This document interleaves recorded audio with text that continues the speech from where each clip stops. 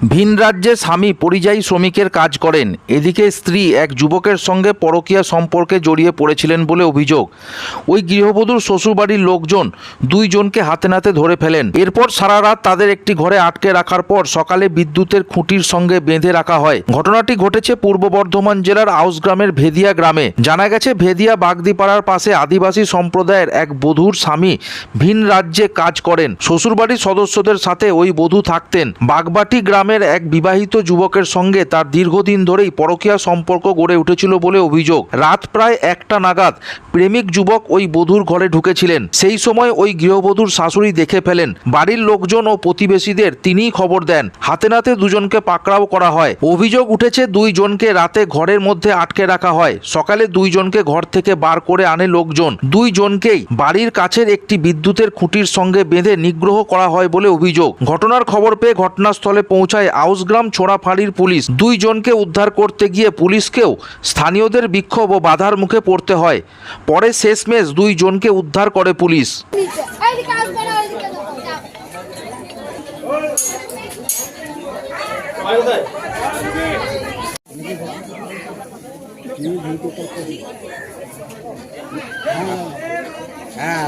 হ্যাঁ ঠিক আছে ঠিক আছে ঠিক আছে।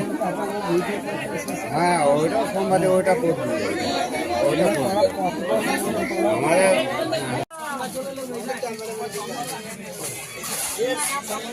আমাদের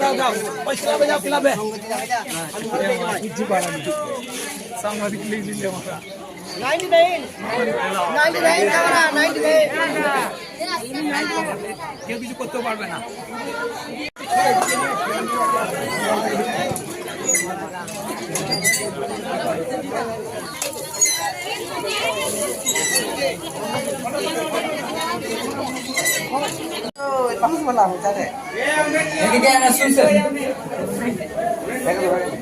ক্যামেরাম্যান আপনি এদিকে আসুন, তাহলে বুঝতে পারবেন।